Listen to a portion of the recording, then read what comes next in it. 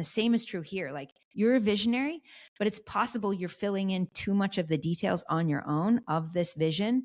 They need to come into the kitchen and cook with you. And they need to be co-creating this vision with you. Can you bring kind of like the line drawings of the vision, and can you hand them colored pencils and say, what color should we make the sky?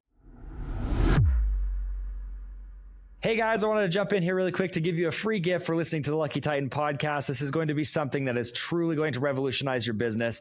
Cannot wait for you to see it. Check this out. Are you ready to share your message with the world? Introducing PitchDB, the all-in-one platform revolutionizing the way speakers connect with podcasts, conferences, and media outlets. With access to over 3 million platforms, finding your perfect speaking opportunity has never been easier. Our AI integrations create personalized bios and pitches, setting you apart from the crowd. Join the movement of speakers taking the world stage today. Join now at pitchdb.com. Wasn't that awesome? I am so excited about PitchDB, and thank you, PitchDB, for giving us the free 1-month trial to anybody who's a listener of the Lucky Titan podcast. So guys, if you want to claim this, all you have to do is click the link somewhere here in the description or head to pantheon.fm/pitch. Once again, guys, that's pantheon.fm/pitch. Cannot wait to see you guys there. So now let's hop into the episode.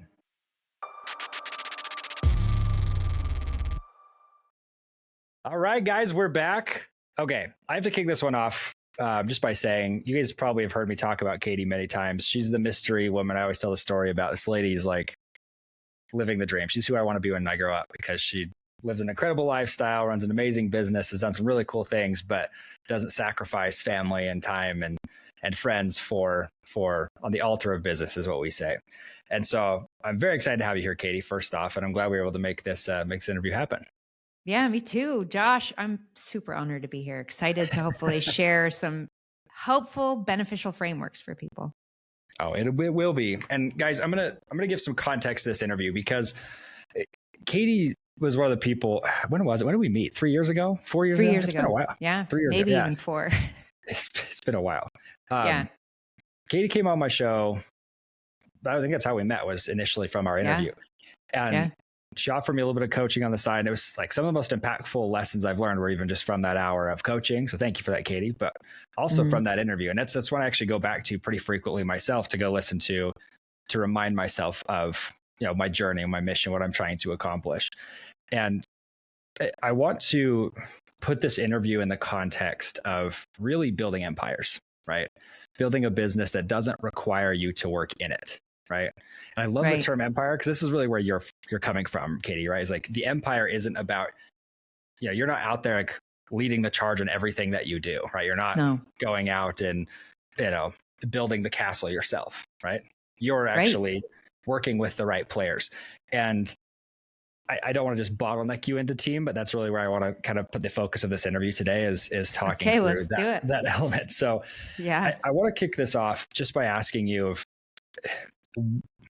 this is going to be kind of an existential question, but why do we even call it team when it's an entrepreneurial organization? Because we talk about that a lot. Like, this is my team. Why do we even call it that? I really feel like we make a huge mistake when we hire a team as an entrepreneur. When we decide that we're going to create our own business, product, service, it's because we're exceptionally good at something, right? Whether that's creating products or services, we ourselves, right? And so we work ourselves endlessly, late nights, weekends, holidays, family reunions. I know this personally. Yeah. And we single-handedly sometimes even build a $1 million business single-handedly. And we start hiring people to help scale, that's in quotes, but we're still kind of single-handedly building this business. And I started to see that, we had built this business to create significance. We had built it to create freedom. And I felt the opposite. I felt like we were a slave to our business. And yes, the business was significant, but I was kind of crumbling behind the scenes and felt just totally overwhelmed. The business never ended. It was global. And so if we are going to build an empire, it needs to be sustainable, right? That significance has to be sustainable. And the freedom can't just be freedom. It needs to be real freedom or ultimate freedom, where you genuinely can take time off on the weekends, shut your computer at 5 o'clock and be present at the dinner table. And I myself personally, Josh, I know you've experienced this too, and I see this happen with so many CEOs, is we do that single-handedly getting to $1 million approach. Right. And we have this kind of target in the future that we're like, I'm just going to get to that point and then things will slow down. And the sad reality is the sad reality is if you've built the business in that way, then the business is built on your back in that way. Right. And so you can't just like sidestep it all of a sudden. It's not going to fall apart. Yeah. Well, you know, what's funny is I feel like it's the hustle and grind culture, right? Everybody always talks about building these businesses, but I really like the analogy you just gave of like, it's on our backs, because when you said that, I envisioned walking up a mountain and like every time I make a sale, right, I'm adding a massive weight into my pack that I'm having to continue to climb the mountain with. And I'm thinking about that going, there's a reason why it can be so difficult to build a team, because you're not just adding a rock, you're adding a person and they're riding on your back as you're trying to hold them up the mountain. And I was not even planning about going this direction, but I think this will be really insightful. I've been talking about this a lot on my podcast recently, but 2 years ago, our podcast production company, we were doing really, really well. My brother and I, you actually know my brother, we were just crushing it. But then we had this really big uptick in sales. We figured out the sales process and we're just crushing it on sales. But our fulfillment was killing us. I mean, we were having all sorts of mistakes. We're hiring a bunch of people and we started having all of this burden that we couldn't afford ultimately. And it actually ultimately ended up in us having to like shut down certain departments of it. Tyler and I actually ended up having to part ways, and he took that company. I had to take the mastermind company because we couldn't sustain them under the same cash flow models, under the same balance sheet even. And what ends up happening, like for us, and this is why I'm going to ask you some genuine questions here, because we're in a really big growth phase right now. And we've, with our mastermind, and I'm already having like PTSD of, oh my gosh, I've got to start hiring again. And so I'm wondering, like, what are the next, I just kind of put it as a backdrop, like with somebody like me who I've already done that, experienced the highs and lows of that. I mean, we had like, I think 30 some odd employees at one point. Where would you recommend somebody like I would restart again, like when I'm hiring somebody? Does that make sense? Especially knowing that I totally get this. And I'm helping multiple clients navigate something really similar right now. They've had to kind of wipe the slate clean, so to speak. And, you know, I'm actually going to answer this as a designer. There are 2 phases to creation. The first phase is spiritual or on paper. And so the first thing you need to do is you need to get really definitive on this individual. And one of the things that I'm doing with my clients is get really specific on their personality type, maybe even like their age range, because with age comes certain levels of experience or levels of availability, right? So if you were to be able to like hand select your ideal your team member, who would that be? And Josh, really the answer to this is it comes back to like my whole system, which is the vital system. You need certain parts and pieces to be in place in order for everybody to be in the same boat, headed in the same direction. Okay. Moses couldn't lead the children of Israel out of Egypt unless he had a vision. So the first thing you need a vision. And the wild thing is you had enough of a vision early on to get started. Now communicating that vision to the team is the tricky part, right? Absolutely. So the first step is you have to have a vision. And I use a vision frame for my clients and my team members. And you have to train that with your team. You need that vision. And then alongside that vision, you need instruction, because a vision is where we're headed. But there's also a lot of specificity needed for how you prefer to get there. Because there's maybe 1,000 ways we could get to that vision, that place on that horizon. But you need tremendous specificity on how you're going to get there. I was interviewing somebody recently and she had a really interesting career path. She started out guiding African safari tours. And she said, Katie, if you don't have a spot on the horizon when you're walking in the African safari, you will literally walk in circles, because one of your feet is more dominant than the other, that eventually you're just walking in circles. And so we have to have that vision. And then we have to have clear instruction or a plan or a blueprint on how you choose to get there. And there's really specific elements. I would say the biggest key there is you need to understand the values of your company. So what are the values and what are the ways in which when there's a customer service ticket that comes in or a complaint, or even the values of this team member that you're looking to hire, you want to find somebody who's shares in your values, right? That's just a part of their fabric and who they are. So how can you start creating this person on paper and make sure that you have a vision for this person so that when you're hiring them, that vision is very defined, they have clear instruction. And then is there clear definition of their roles and their responsibilities? One of my clients, I was just helping him with a team member who was just non-compliant in a lot of areas.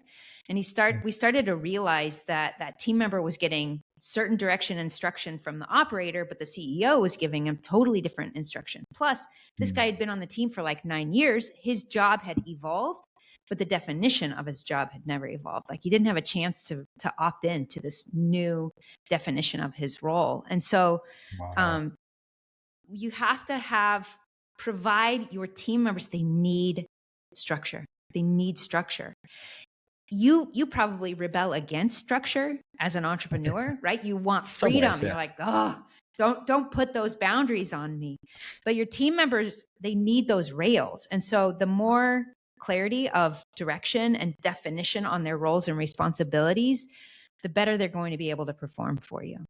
So those are actually the first 3 pieces of my vital system: vision, instruction, and team. Those are all frames: vision frame, instruction frame, team frame. Yeah, those are powerful. We're going to. And can I give you the last 2 pieces? Oh yes, please do. The last 2 pieces, I mean, all of these have to do with you, but here's the interesting piece, and I see this so often with CEOs, right? Like you, kind of rolled up their sleeves and just got started, and then overnight they have this team of 30, and yet they're used to being the one who jumps in and just solves the problems, fixes it, figures it out. All of those things. And what you need to start doing is you actually need to pull back. Now your internal voice is going to resist against that. You'll feel guilt and you'll feel shame. And you'll be like, I'm not above this. I can jump in and do it. I've always done it. I'm happy to clean toilets or sweep or write that email. But if you keep jumping in and doing that, that enables the team to rely on you to do those things, right? That's building the business again on your shoulders. So the next piece is you have to be aligned with your roles and your responsibilities. And that means if you're the CEO, if you're the founder, the leader, then you can't have that internal battle. And this is actually where me and my clients spend a lot of our time. Is there's a full-on war going on inside of them. And it tears them up inside. And, they feel embarrassed that their company's not where they want it to be. I think a lot of people would be surprised to hear that about CEOs and entrepreneurs. They see everything that it's not, right? You have a vision of where you want to go. And most of the time, you're not there. And so that's frustrating. That's embarrassing. I had a surgeon who's one of my clients, and he said he walks into his office and he's like, this place is embarrassing. And I was like, really? Because it's not what he had originally dreamed and imagined. And so that next piece of the vital frame is you have to be aligned within yourself. And then the last piece, which is so hard for people, Josh, I have a client who's building a solar company, and he's doing this very thing. He's hiring people, but then he keeps just telling them what to do. And then that still makes them all rely on him. So the last piece is you have to understand how to lead people in a way that it empowers them. It empowers them to make the decisions. It empowers them to take the action. So he was hiring somebody to replace him, but then he was still sending out the text reminders and still in the meeting. And it just was creating all of this confusion. And so I was walking him through, what does it look like to actually empower this guy that you just hired to replace you? What does it look like to really empower him? And it was not intuitive. It's not intuitive at all. Like you're just so used to, yes, you're just used to jumping in and just fixing the problem. But instead you have to stand back and you have to teach that team member to think like you. And so you need this lead frame to help you do it. And I use the word frame because when you understand each of these systems and these frames, it's like you're looking through a totally different frame, a new pair of lenses, a new pair of glasses. And it's less of this thinking game, and it's more of, it just is clear, it makes sense, and it's intuitive on what needs to happen now. But first you have to see kind of the mistake of how you've been viewing things and how you've been doing things. And then once you start implementing the vital system, it's this new frame. So what are you, like, what's standing out for you as I share those? Yeah, I was to say, I have like 15 questions, but we're going to condense it for time reasons. But what's so interesting to me, so you talk about like instruction, because vision is never my problem. If you actually look at and this is what's funny, most of my clients fall in the same thing, is we talk big all day because we're thinking big all day. And if you look at my personality, I'm the visionary leader. If you look at like the Myers-Briggs or any of those, that's kind of like my thing. What's funny is they always say it's the visionary leader, but I'm like, I'm always the visionary. And I feel like I tell and I show and I instruct and I train, and then they still don't do it. And I go, man, I'm doing something wrong with this. And so this is where my question kind of comes from on this, is for someone like me, because I know my clients and those listening to this show have the same problem, is I can get somebody to, like, this is going to sound terrible, like cut their hand and bleed a dying oath that they're going to stay with me forever, right? They're loyal to a fault, but then they never figure out their role. And I feel like I'm training. We've got SOPs, we've got systems, but then they're always coming back to me with questions, right? That's where we ran into big problems. Because as you're saying that, I'm going, yep, every negative box. I'm like, that's exactly where I was. That's exactly what I was saying to myself. And the biggest one was that I just never felt like I could get them to take ownership of a role and run with it. Does that make sense? Totally. And, you know, if we had time, we would dive into it and I would show you where you're causing a lot of that. And that's probably hard to hear, but at the same time, I hope it's also really empowering, because you have way more influence and control over what's happening with your team than you realize. I remember this moment, you know, we were like 5 years into our business and my brother-in-law had just started his own optometry practice. He came to visit us, and one by one, he went through each of his team members and he was like, they're all problems. I think I just need to fire everybody. And my husband was like, hold on a second. Who's the guy at the top? Like, it all starts at the top. So if you fire all those people and you start over, you're going to recreate what you currently have. And it's really about, you have to understand how to reprogram your thinking, because Josh, if we had time, there's ways in which you're actually disempowering your team, and you're teaching them to not trust themselves, not trust their instincts. And so they're coming back to, like, get the okay from you on everything. Yeah. It really is just a validation, because their brains are fully functioning. They work well, right? Like, they can come up with really cool ideas. So since we don't have all the time in the world to go through that, do you mind kind of walking us through how you would recommend getting somebody to that point, like with a simple framework? Yeah. Okay. I actually have a visual that I think will really help with this. Because when you hire somebody, what's happening is you are bringing in somebody who has different life experiences, a different perspective in the world, right? They have different skill sets. They're not you. And thank goodness, right? We want to expand the spectrum of the capability and gifts and talents and perspective of your team. But as you hire all of these team members, you start to have some chaos. And it can just feel like there's just continual, you just rubbed your nose, but right? Because you're feeling that. There's just like continual entropy, and it's like herding cats. Like, come on, people. I told you we're headed in this direction. We want to head at that point on the horizon. And so it can feel like you're being pulled in 1,000 different directions, right?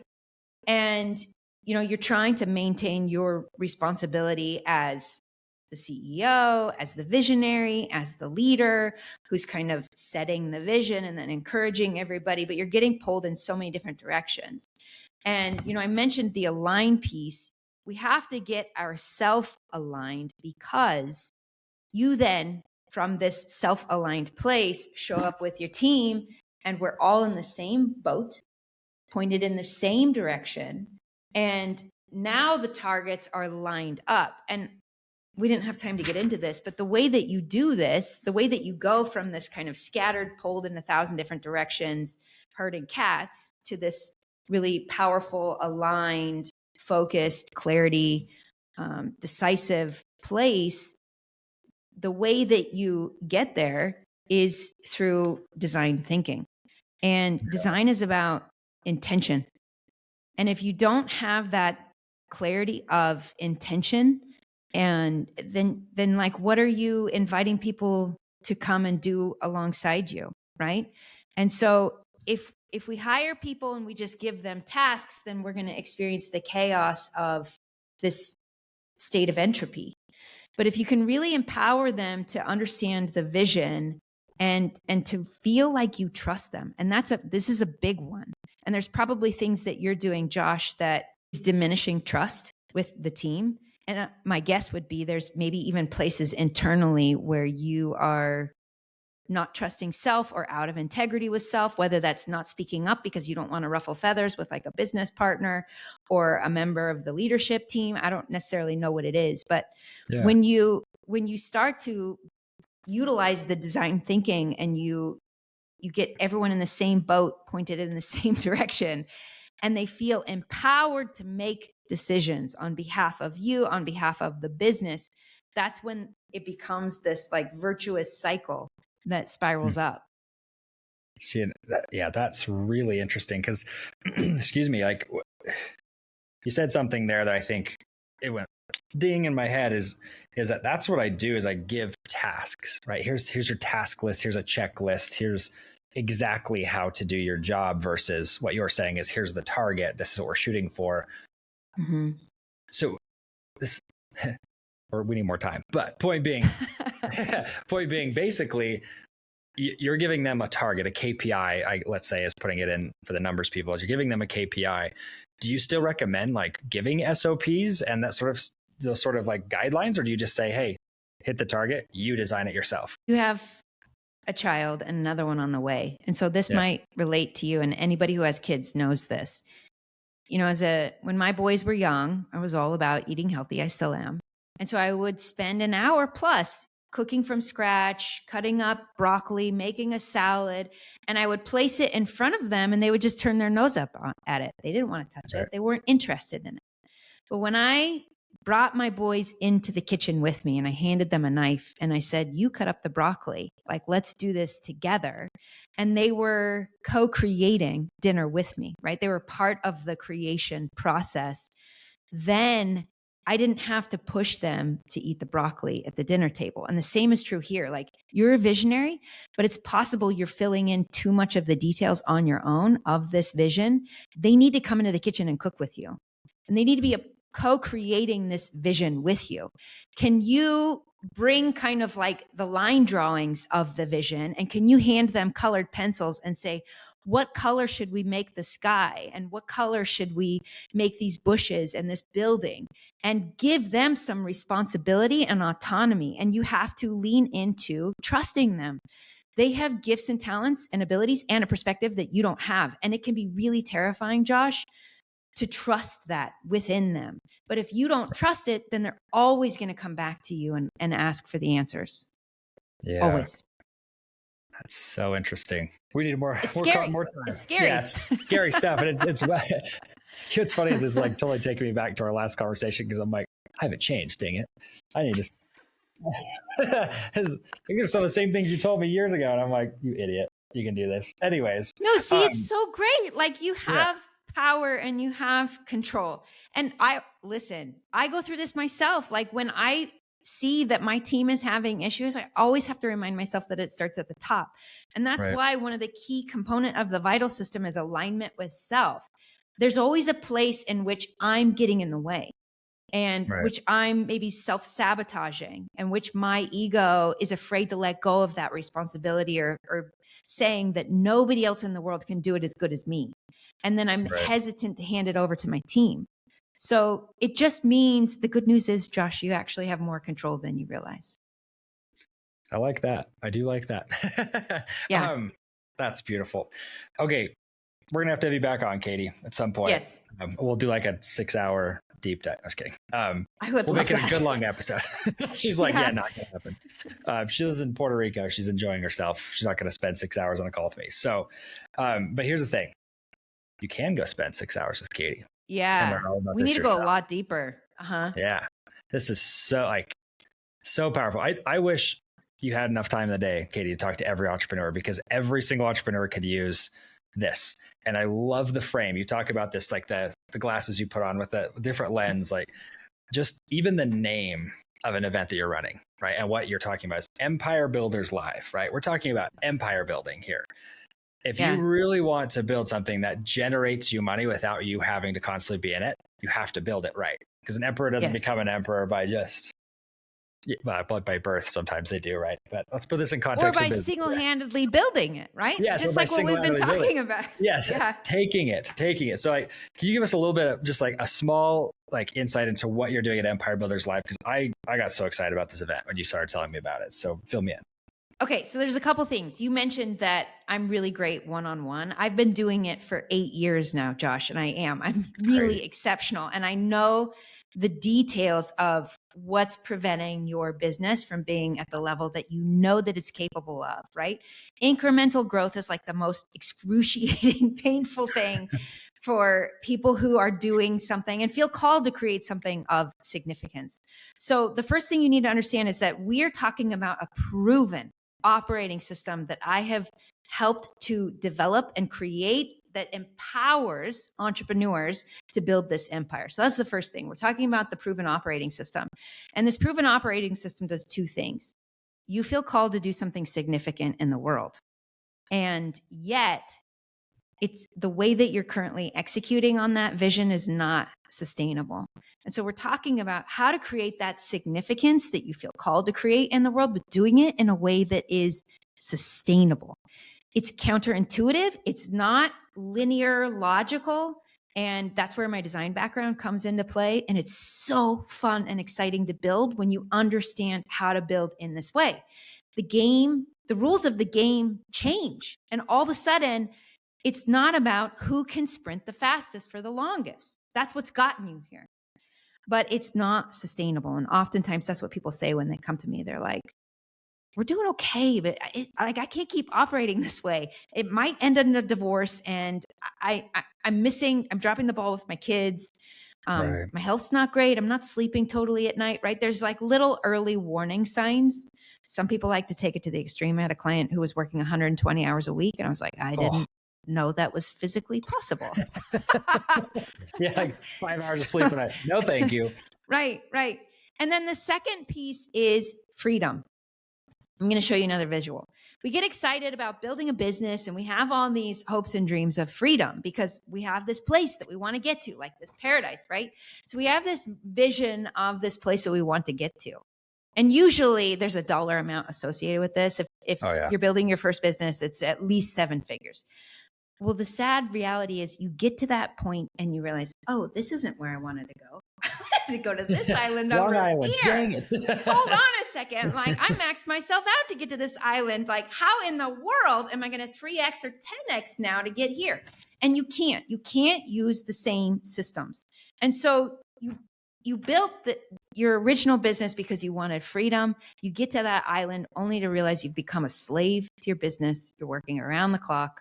You're not getting the help and support that you need with your team, and everything is flowing through you. The business is built on your back, and you can't actually step away from the business. So it's about this second piece, which is ultimate freedom, where you are able to execute on your calling. You have that sustainable significance, and you have the real ultimate freedom. You mentioned that I live in Puerto Rico. We homeschool our 4 kids. We're living a life that the me of probably 7 years ago would have never imagined is possible. But through design, through reverse engineering, through the vital system, and understanding these principles, you literally can create whatever it is that you want and dream of. And I can show you how. Yes. Empire Builders Live. Is that the link? EmpireBuildersLive.com? Is that where they go? Gosh, I should have something like that. Actually, let's look. Yes. That's so funny. I keep just clicking the link, but it's all good. And actually, you know what? I'm going to make this really easy for everybody. Go to pantheon.fm/Empire Builders. Yes. And then we'll link it up to you guys so that we can make it really easy for you guys. Because this let's just literally is going to be one of the best events you guys ever attend. there's actually a funny story behind this. You guys have been hearing me talk about Industry Icons Live, but we've been running the past few months. We're doing that with a guy named Joseph Giglietti, who's coming on the podcast, hopefully the next week or two. He and I have been back and forth on this. Funny enough, Katie's been working with him, and you guys saw how powerful our events were. So I'm like, he's going to crush it for you, first off. But your event is going to change lives. I mean, just the sheer impact of these, and they're virtual, first off, which is amazing. So you can just kind of hop in and out. But such impactful content being shoved into, I don't know how many days you're doing yours for. Ours was 5 days, and it was like 5 days. Okay. Yes. It's like so intensive. And guys, I'm going to throw one other call to action to you on this. Get the VIP seat to her event. Okay. And I'm just going to tell you guys this about any event. If you are ever going to go to an event, you're going to take the time, spend the money, whatever it is you're going to do, always buy the top tier seats. If you can't afford the top tier seat, don't go. I know that sounds horrible, but you're going to get the best value by getting VIP. With this one, I'm just assuming this is how the model is. But if you guys get into the VIP, which I don't know if it costs money or not, but get into the VIP and you're going to be able to get individualized time with Katie. It's a group setting, but workshopping your business with someone like this, I don't know if I can even share your price point either, but Katie charges a lot of money for coaching for the average entrepreneur, and it's worth every penny. It's $120,000 for the year. Okay. So I was like, can I say it or can you say it? $120,000 for a year. Okay. Like, and that's because they get a significant ROI. That's why I can charge that. ROI. Yeah. I mean, I know a lot of our clients, they've crushed, all of them have crushed it. And so my point is go get your ticket, but get the VIP so you can get this opportunity to actually get Katie's eyes on your business, your team, and then you guys can go build your empire with her. So once again, I'll repeat the link. So it's pantheon.fm/empire builders. And then that will just redirect you over to Katie's page. So you guys have access to that. And Katie, is there anything else you'd like to give our audience before we wrap it up here today? Yeah, I just want to share one last thing, which is, sometimes people come to me and they ask for tactics. And to me, that's really low level thinking. My whole objective is to empower somebody, and you've referenced this, Josh, you got to experience it. If I can teach you the underlying principles, I can set you free. And that is my whole goal and objective, is to set you free so that you become the hero of your story. I don't need to be the hero of your story. I want you to be the hero of your story. Come hang out with us for 5 days, get that VIP pass, because you will have some of these really profound moments where I'm going to just totally crack your brain open and flip your perspective, and you will not see your business or the world the same afterwards. So good. Katie, I'm just going to end it there if that's okay. Yeah. I was just going to stop the recording.